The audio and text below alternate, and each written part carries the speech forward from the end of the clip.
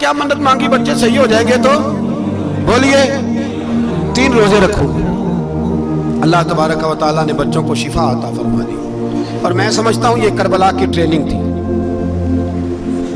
रोजे रखे बच्चों ने। किसने रोजे रखे? बच्चों ने। किसने? 7-8 साल की उम्र है बच्चों की। हजरत अली फरमाते हैं जब मैंने देखा ना मेरे बच्चे भी रोजे से हैं तो मैं कहीं से थोड़े से जौ लाया। ये शहजादे हैं कायनात के सबसे बड़े। फरमाते मैंने बीबी पाक को दिए तो सैयदा पाक ने जौ पीसे रोटियां पकाई। और जब ऐन इफ्तारी के वक्त खाना सामने आया तो दरवाजे पे भिखारी आया। ऐन उस बड़ा बेनियाज है अल्लाह, अजीब रंग है मालिक का। ऐन इफ्तारी का वक्त जब आदमी कहता है कि फटाफट हो जाए, भिखारी दरवाजे पे आया और उसने सदा दी, ओ मेरे रसूल के घर वालों, कई दिनों से रोटी नहीं खाई। हजरत अली ने, हजरत फातिमा ने बच्चों की तरफ देखा तो इमाम हुसैन छोटे थे सबसे, उन्होंने सबसे पहले बर्तन उठाए खाने वाले और कहने लगे अम्मा मैं ना देखे आऊं। हजरत फातिमा रश्क करने लगी। मुस्तफा के नवासे बाहर गए, अपने हिस्से का खाना वयुबसिरूना अला अनफुसिहिम वलौ काना बिहिम खसासा। अल्लाह फरमाते उन्हें बड़ी अशद जरूरत भी हो फिर भी वो दूसरों पे इशार कर देते हैं। वो खाना पार इमाम हुसैन दे आए, पानी से रोजा खोला, खजूरें खाई, लेट गए, सवेरे खजूरें खाई, रोजा रख लिया। शाम हुई तो हजरत अली फरमाते हैं मैं फिर अगले दिन के रोजे के लिए जौ लाया। फातिमा ने पीछे रोटियां पकाई। 2 दिनों की भूख थी पर मालिक तू बड़ा बेनियाज है। आजमाने पे आया तो इस रंग में ऐन इफ्तारी के वक्त दरवाजे से आवाज निकली और मांगने वाले ने कहा कि भूखा भी हूं और यतीम भी हूं, यतीम हूं। हजरत फातिमा कहने लगी बेटा देर ना करना, यतीम का पेट भरने में देर नहीं होनी चाहिए। खाना बाहर चला गया, पानी से रोजा, खजूरें। शहजादे हैं शहजादे, ये 2 जहां के शाह हैं, पास कुछ रखते नहीं, 2 जहां की नेमतें हैं इनके खाली हाथ में। खजूर पानी से इफ्तारी भी सहरी भी, सवेरे फिर उठे रोजा रखा। 3रा दिन है, 3रा। जरा दिल पे हाथ रखना, बच्चा एक रात भूखा हो तो अम्मा सोती नहीं। और मैं कहा करता हूं अम्मा फालज वाली हो ना, फालज वाली माँ, फालज ज़्यादा, तो आधी रात को उसका बेटा जवान का थोड़ी भूख लगी हुई थी तो अम्मा को रींगना भी पड़े तो वो रींग के भी जाती है, रोटी पकाती है, कहते मेरा लाल भूखा ना सो जाए। और मुस्तफा की बेटी से ज्यादा बच्चों से कौन प्यार कर सकता है। और 3 दिन के भूखे बच्चे, 3रा दिन आया, बड़े हौसले से बीबी कह देती है छोड़ो इनका तो काम है, ये तो आते रहते हैं, मेरे बच्चे भूखे तुम पहले रोटी खाओ। लेकिन मेरे भाई करबला ऐसे नहीं सजती। ये जो बर्गर खा के नाराज होने वाले बच्चे होते हैं ये मैदानों में नहीं निकल पाते, इनके लिए मुश्किल होता है। हजरत फातिमा ने, हजरत अली ने ड्यूटी की, ड्यूटी अपने बच्चों को तैयार किया करबला के लिए। 3रे दिन जब रखा साहब ने खाना तो बाहर से बोलने वाला बोला का मैं मिस्कीन हूं, लाचार हूं, घर भी कोई नहीं, खाना भी कोई नहीं। इमाम हुसैन फिर उठे, 3रे दिन का भी खाना दे दिया। हजरत अली फरमाते मैं बच्चे पकड़ के मस्जिद लेके गया, कहीं भूख से मेरे लाल गिर ना जाए। कहते हैं हामते कामते तीनों शहजादे मस्जिद में दाखिल जो हुए तो बस हमारी कीमत पड़ गई, मुल पड़ गया हमारा। कहते हैं मस्जिद में कदम रखा तो ऐसे लगा जैसे नबी पाक हमारा इंतजार कर रहे हैं। फरमाते हैं 3रे दिन की मगरिब पढ़ने गए तो हुजूर ने तीनों बाप बेटों को चेहरे देखे। फरमाया अली ये जिब्रील खड़े हैं और फरमा रहे हैं तेरे 3 दिन का अमल खुदा को भी बड़ा पसंद आया है, मोहम्मद मुस्तफा को भी बड़ा पसंद आया है, बड़ा पसंद आया है 3 दिन का अमल। मेरे भाई ट्रेनिंग कराई, ट्रेनिंग। हमारे यहाँ तो हाल बड़ा सख्त है। और दीन का मामला, चोरी आते हैं बच्चे घरों से चोरी नमाजें पढ़ने, दाढ़ी रख ले तो सबसे पहले मसला अम्मा को बनता है। सबसे पहला उन्होंने ट्रेनिंग की, दीन के लिए तैयार किया, हिम्मतें बढ़ाई। और रसूल पाक अलैहिस्सलाम ने खुद अपनी बेटी की तरबियत फरमाई, शहजादी की। किसकी? दुनिया में सबसे बड़ी शहजादी कौन है? आप नाम लेंगे तो दिल ठंडा होगा इंशाअल्लाह। मेरा अकीदा है हजरत फातिमा का नाम ले तो अल्लाह दिल को सुकून देता है। सबसे बड़ी शहजादी सैयदा, बोलिए सैयदा फातिमा ज़हरा रज़ी अल्लाह ताला अन्हा। हजरत अली फरमाते हैं हुजूर बड़ा प्यार करते थे हजरत फातिमा से। जब सफर पे जाते तो सबसे आखिर में हजरत फातिमा से मिलते, वापस आते तो सबसे पहले हजरत फातिमा से मिलते। फरमाते एक जिहाद के लिए हुजूर चले गए और मुझे नायब बना के छोड़ गए।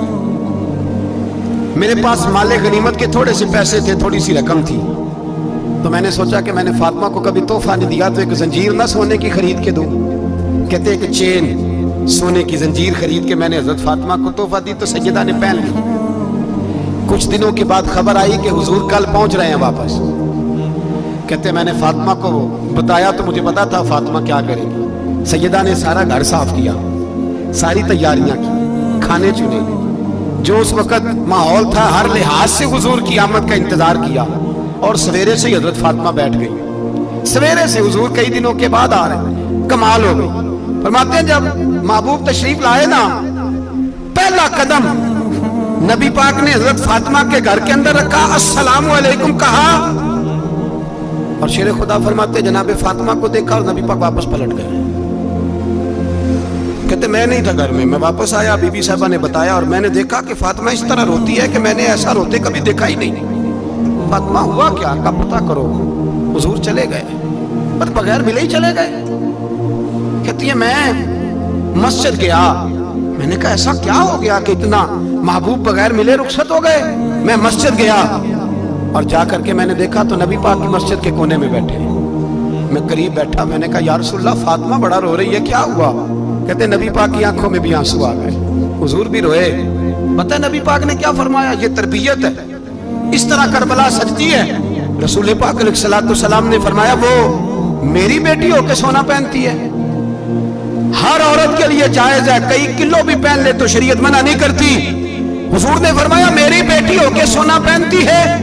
اگر فاطمہ بھی سونا پہنے گی تو امت کی غریب بیٹیاں کس کے طریقے پہ چلے گی؟ غریب بیٹیاں کس کے طریقے؟ جو باپ مجبور ہو کے 12 بندوں کے ساتھ بیٹی کو رخصت کرے گا وہ کہہ تو سکے گا نا میں اس طرح شادی کر رہا ہوں جس طرح مصطفیٰ نے فاطمہ کی تھی, وہ کہہ تو سکے گا نا. لیکن اگر یہ بھی سونے پہنے گی تو پھر نقشے قدم کیسے متعین ہوں گے؟ حضرت شیر خدا واپس آئے, کہا فاطمہ یہ تیری چین رسول پاک کو پسند نہیں آئی. بھائی یہ حقیقتیں سمجھو. جب بچوں کے ماحول کے اندر یہ رنگ, کیسے بیٹیاں سسرال میں جا کے گزارا کریں جب تو جان ہی نہیں چھوڑ رہا, جب تو ان کو طریقہ سلیقہ سکھا ہی نہیں رہا. اللہ ماشاءاللہ کثرت کے ساتھ ماں باپ کی غلط بریفنگ ہوتی ہے, جو ہستا بستا گھر خراب ہوتا ہے, اور بچے کے ماں باپ بھی تکلیف میں ہوتے ہیں, اس لیے کہ بچہ تکلیف میں ہوتا ہے. خدا را ان بچیوں کے ساتھ وہ معاملہ کریں کہ یہ اپنے گھر جا کے اگر کچھ مشکل بھی دیکھنی پڑے تو وقت گزار سکے. بھائی میرے رسول پاک علیہ السلام نے تیاری کرائی, ٹریننگ دی اور تربیت کی اپنی اہل بیت کی. اس لیے 3 دن پانی بھی بند رہا تو انہیں کوئی پریشانی. یزید نے کہا سونا لے لو, ہیرے لے لو, جواہرات لے لو, لیکن ان کی دلچسپی نہیں تھی تو ان کے قریب کوئی شے آ سکی. یہاں لوگ بکتے اس لیے ہیں کہ موج کرنے کا بڑا شوق ہے, مکان بنگلہ کاریں پجارو یہ چیزیں پریشان کرتی ہیں تو لوگ بکتے ہیں. مضمون کو سمیٹنا ہے. میں 3-4 موضوع آج بیان کرنا چاہتا تھا لیکن بعض باتیں بس پھسل کے دائیں بائیں نکل جاتی ہیں. جو بدر کی جنگ تھی نا وہ کفر اسلام کی جنگ تھی. احد کی جنگ بول کے بتائیں, خیبر کی, خندق, کربلا نہیں, حق و باطل کی. کون سی بولیں؟ نہیں, ایک دفعہ سارے بولیں آپ کو ثواب ہوگا, کیونکہ امام حسین کو آپ حق پہ کہیں گے تو اللہ آپ کو اجر دے گا. کون سی جنگ تھی؟ ہمارے حکمران پتہ کیا کہتے ہیں؟ کہتے ہیں مولوی ہر وقت ہمارے پیچھے پڑے رہتے ہیں, ہم نہیں مسلمان, ہم نہیں نماز پڑھتے, تمہیں تو سورت اخلاص نہیں آتی. یزید تو جمعہ پڑھایا کرتا تھا, تو جمعے کو خطبہ دیتا تھا. اور عجیب لفظ لکھے ہیں بعض تاریخ لکھنے والوں نے کہ جمعے کا دن تھا تو امام حسین 10 محرم نا جمعے والے دن تھی, تو امام حسین کربلا میں باہر نکلے تو آپ نے فرمایا اتمام حجت کر دوں, کوئی یہ نہ سمجھے کہ مجھے تو پتہ ہی نہیں چلا, غلطی سے تیر لگ گیا امام حسین کو. آپ نے فرمایا مجھے بتاؤ تو صحیح مجھے کیوں شہید کر رہے ہو؟ کوئی نہ بتا سکا. تو امام حسین نے فرمایا مجھے کیا ضرورت تھی مدینہ چھوڑ کے مسجد نبوی چھوڑ کے آتا, میں تو اس لیے آیا ہوں کہ جس کو تم نے حکمران بنایا وہ شرابی ہے. کون ہے وہ؟ رنڈیوں کا ناچ دیکھتا ہے, مجرے دیکھتا ہے, مجرے.